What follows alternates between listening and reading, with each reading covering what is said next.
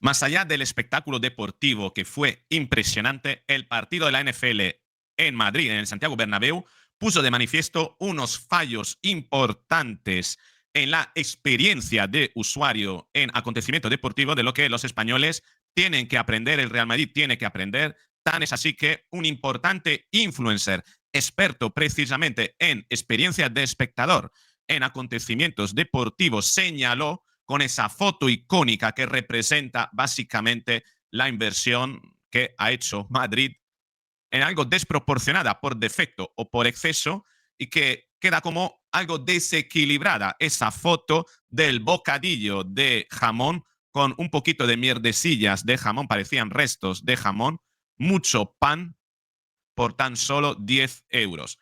Impresionante lo que hemos visto y los colores que le han sacado a la organización, que atribuyen a Florentino, no sé por qué será, y que vamos a analizar en este vídeo y de la que yo sí que responsabilizo a dos políticos. Isabel Díaz Ayuso, por supuesto, y José Luis Almeida, el alcalde de Madrid. Tú me dirás, pero Roberto, ¿qué responsabilidad tienen ellos sobre el bocadillo? Han ido a hacerse la foto, han ido a acaparar protagonismo, a tratar de rentabilizar en votos el evento. Entonces, que asuman la responsabilidad de todos los fallos que hubo en el partido, en la organización del partido, que fueron muchos y que vamos a analizar todos en este vídeo. Venga.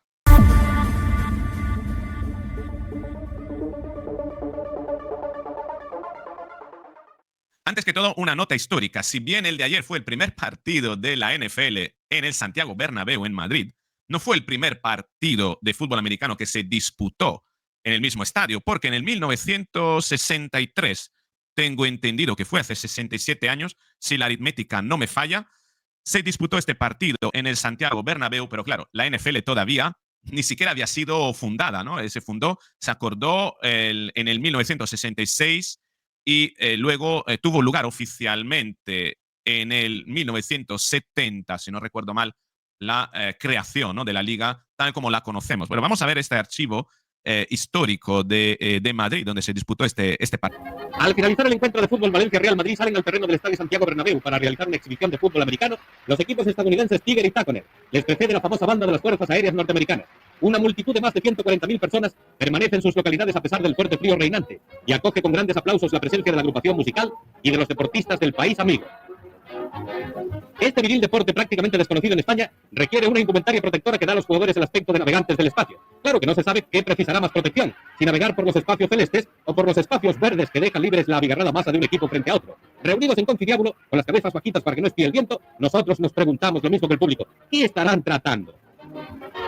Enseguida lo vamos a ver. Indudablemente trataban de medir la resistencia de los cascos protectores, embistiéndose unos a otros a testarazo limpio ante el regocijo de la cátedra. Poco espacio tenemos para explicar a ustedes lo que sabe la cátedra, pero en fin, el partido se juega en dos tiempos divididos en dos cuartos, y al final de cada uno de ellos los equipos cambian de campo. El cambio de huesos, si no es reglamentario, debe ser también frecuente. Miren ustedes el salto del tigre, en una perfecta ejecución. Entusiasmo chamberilero. Y una carrera, amigos, que no la mejora Fangio. Qué curioso, ¿no? ¿Cuánto dijo en espectadores? Una multitud de más de 140.000 personas permanece en sus localidades a pesar del fuerte frío.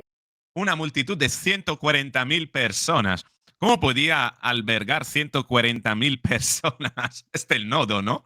El nodo de Franco, 140.000 personas en el Bernabéu. El Bernabéu que tenía que ser algo parecido a esto, ¿no? Este es el Bernabéu y esta es la Castellana, ¿no? Hace no sé cuántos años, no sabía decir de cuándo es esta foto, pero desde luego que esta foto tiene un elemento importante, ¿no? Porque claro, muchos piensan que el Bernabéu fue construido alrededor de edificios, ¿no? Pero fueron los edificios que fueron ocupando espacio alrededor del Santiago Bernabéu, ¿no? Y ahora la gente se queja del ruido. Un ruido que, sin embargo, ayer precisamente, ese es uno de los grandes ridículos, ¿no?, del partido de ayer, un ruido que precisamente ayer se pedía que se hiciera con más ahínco que nunca durante el partido, un partido que además los partidos de fútbol americano son mucho más ruidosos que los partidos de fútbol normal. Tienen música, tienen muchos tiempos, tienen muchas pausas y el entretenimiento forma parte del partido. También es así que vimos también en el intervalo, ¿no?, el show de Bizarrap, Es curioso todo esto, pero vamos a ir a unas cuantas notas deportivas. Estuvo Magic Johnson, el primer, lo recordaremos, ¿no? Quizá uno de los, el mejor base de la historia de la NBA, que es propietario, copropietario de los Washington Commanders, que jugaban ayer, perdieron 16-13. Y lo curioso de todo esto de Magic Johnson, ¿no? Que contrajo también el SIDA en el 1993 y ahí sigue, ¿no? Medicado prácticamente, ¿no? Se curó del SIDA, qué curioso. No sabemos, nunca sabremos si eso fue una puesta en escena para poner en sensibilidad la enfermedad o de verdad se curó de SIDA, ¿no? Otro elemento súper interesante fue este episodio en el que después de una intercepción, el jugador de los Dolphins citó a Cristiano Ronaldo con un siu que el estadio además lo gritó. Podemos escucharlo, vamos a ver. Si no nos corta los derechos de autor. The first play from scrimmage in over. Siu. Lo tengo también de otra posición. En fin, lo que significa, ¿no? Cristiano Ronaldo, el impacto que ha tenido y cómo la gente era consciente de que iba a jugar en el campo que había sido de Cristiano Ronaldo. Brutal.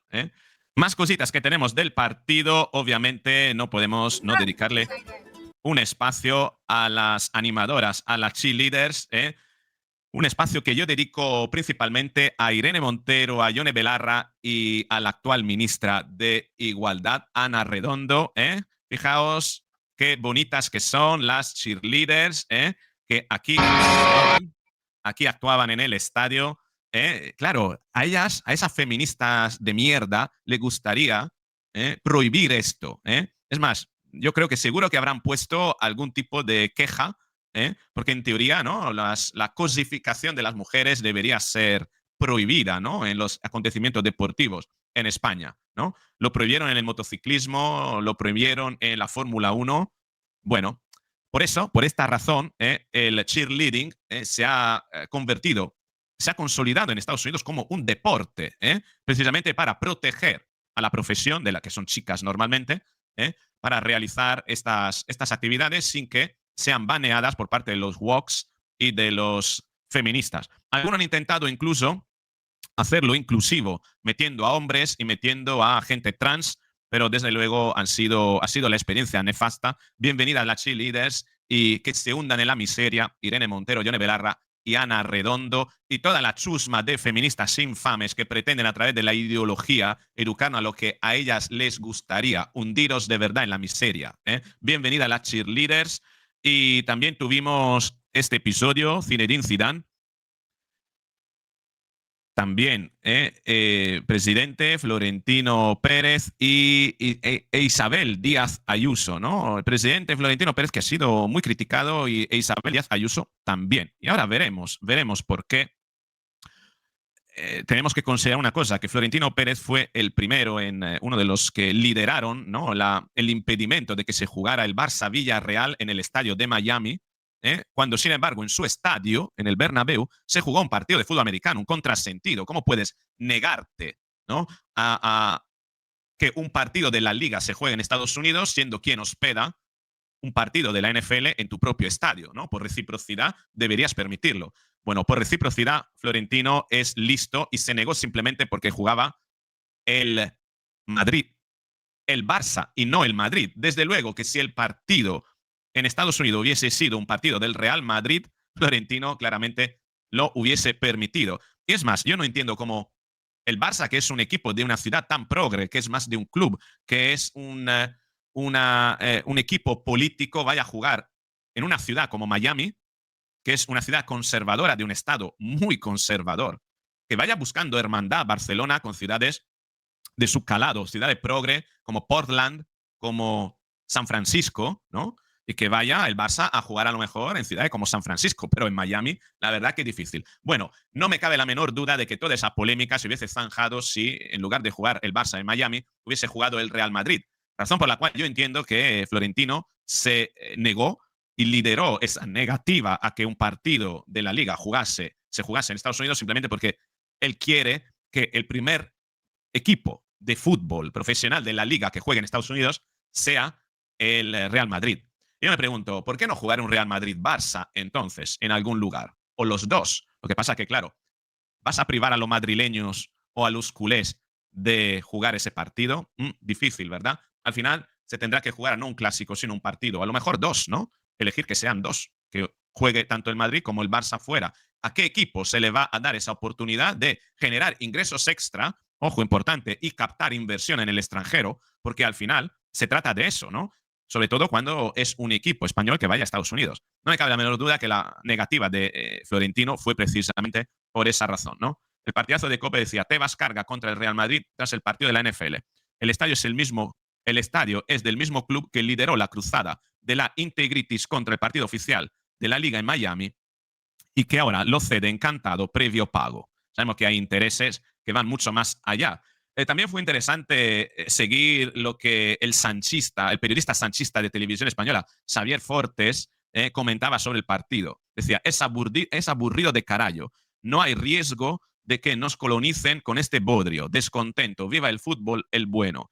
Y Rosa Villapostín, parodia, le decía, no corras tanto, Xavier. A ver si luego sale Pedro diciendo que le encanta y tenéis que recular. Brutal, la verdad, que retrata muchísimo cómo es este periodista, un felacionista del régimen sanchista. Pero volvamos al tema político, porque aquí tenemos al alcalde José Luis Martínez Almeida. Fonsi Loaiza decía, esta foto del alcalde Almeida del PP ha costado 1,8 millones de euros de subvenciones a la NFL de fútbol americano. Y esta también es la de Isabel Díaz Ayuso. Y decía, Ayuso y Almeida se han gastado 3,3 millones de euros de dinero público de todos los madrileños en paguitas para subvencionar la promoción de la NFL de fútbol americano. Desde luego, yo creo que ese presupuesto es mucho más del que dedica la Comunidad de Madrid al deporte base. No sé cuánto dedica, pero hay que razonarlo mucho. Hay que razonarlo mucho porque muchos han dicho, sí, pero durante el partido todos los anuncios publicitarios salían Madrid promocionándose. Me parece muy bien, pero yo me cuestiono ahí. ¿Y por qué tiene que pagar la comunidad autónoma esos anuncios de Madrid? ¿Por qué lo tiene que hacer? ¿Por qué la promoción de Madrid tiene que estar en manos de los políticos? ¿Por qué no puede estar en manos de un consorcio de empresarios o de la confederación, no, de la Asociación de Empresarios del Turismo, por ejemplo? Ojo con esto. Mira, no, porque no tienen presupuesto. Claro, claro, ¿por qué? Si obligas a los empresarios del turismo a pagar tantos impuestos, no le quedará presupuesto para iniciativa privada. Lo que a mí me resulta extremadamente peligroso es que la administración pública sustituya la labor o suplante la labor, por tanto, los políticos suplanten la labor que deben realizar organizaciones privadas, asociaciones privadas que no deberían siquiera recibir dinero público para sus actividades, sino que deberían ser pagadas por parte de los empresarios y que los empresarios elijan con sus impuestos. Sí, pagar los impuestos a la administración que cree chiringuitos políticos con los que después pagar esos anuncios de Madrid que se anuncia en la tele, etcétera, o ese dinero destinarlo a organizaciones privadas que sean quienes paguen esos anuncios. Yo sinceramente prefiero lo segundo, que los empresarios tengan la posibilidad de elegir, en lugar de pagarlo en impuesto a la administración pública, lo pago a una organización privada que me va a defender mejor. Y dejo que los políticos mercadeen con estas cosas. Porque esto es lo que pasa. Esta gente ha ido, después de haber pagado los anuncios y los patrocinios, a hacerse la foto. Y en el momento en el que van a hacerse la foto en el evento, se convierten en responsables de todas las mierdas y los fracasos de ese evento. Y los fraudes y los engaños y las estafas que ha habido alrededor de los eventos, sobre todo con respecto a la experiencia de los espectadores. Experiencia en cuanto a colas, tiempos y costes de las actividades y de las meriendas allí. Esos políticos que, sin embargo, fomentan meriendas en otros lugares politizándolos, ¿no? Aquí teníamos en un fin de semana la diferencia entre el partido de los terroristas vascos contra palestinos y el partido de los fachas, ¿no? De los que alardean banderas, ¿no? Aquí tenemos, ¿no? El sábado se jugó, creo que fue el sábado, ¿no? El partido entre los terroristas vascos y los terroristas palestinos, y el domingo se jugó el partido entre los fachas americanos y los fachas españoles. Qué curioso. ¿Qué prefieres tú? ¿Prefieres que una ciudad albergue un partido entre terroristas o un partido entre fachas? Curiosa analogía, ¿eh? Interesante, ¿verdad? Bueno, pero volviendo a Madrid, aquí tenemos la foto de la vergüenza. En la primera foto, en esta foto, tenemos el blindaje de Madrid para el partido de fútbol americano. Y aquí tenemos el blindaje de Madrid para la Vuelta Ciclista de España. No me dirás que no ha sido un despliegue desproporcionado, que también hasta la Asociación de Policía ha criticado. Hasta Jupol Nacional considera un sinsentido el despliegue de este fin de semana en el eventódromo. Desmesurado y absolutamente injustificado para un evento privado con fines lucrativos. El operativo incluye más de 400 agentes de la Unidad de Intervención Policial, además de efectivos de la UPR, Caballería, Subsuelo y Medio Aéreos, y se realiza sin presencia policial dentro del estadio, algo considerado inédito en España. El despliegue policial para el partido del domingo incluye 10 grupos de la UIP, lo que supone más de 400 agentes solo de estas unidades, junto con unidades de caballería, subsuelo, medio aéreos y otras especialidades. Jupol ha calificado el dispositivo como una auténtica barbaridad, tanto por el número de agentes como por la ausencia de la presencia policial dentro del estadio.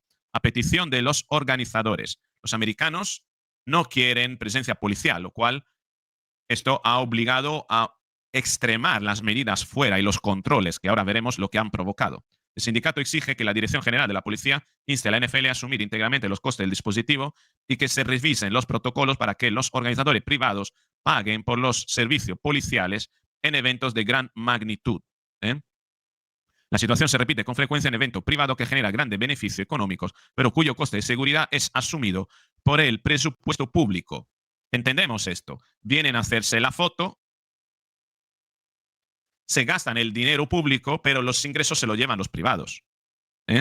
Y sobre todo, un exceso de medidas de protección cuando ya sabíamos que los terroristas estaban a 500 kilómetros de distancia. Por tanto, tampoco tenían tampoco tenía mucho peligro el evento. Obviamente estoy ironizando, pero el resultado de este fue lo que Jack Sattelman, que es fundador de Snapback Box, una persona experta en experiencia de usuario en eventos deportivos, ha calificado como una locura. 2 horas antes de la patada de inicio y colas de locura. Las colas fueron realmente increíbles, la gente con muchísimo miedo a no poder llegar para el evento debido precisamente al dispositivo, un fallo gordísimo, puesto que ese fallo depende de la administración pública, depende de aquellos políticos que hemos visto antes que han ido a hacerse la foto.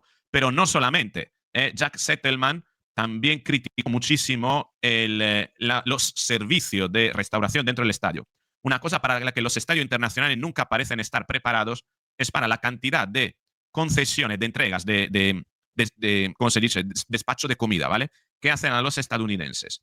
El grifo ya se ha agotado, la comida ya se ha vendido y, sin duda, el estadio no está diseñado para puestos de comida ni para facilitar la movilidad. Ojo con esto, la crítica al Santiago Bernabéu brutal por parte de Jack Sattelman, un experto que ha visto partido de la NFL en México, en el Reino Unido, en Alemania y ahora ha venido en el primer partido de Francia. También se criticaron muchísimo los precios de los menús sándwiches de pastrami a 17 euros.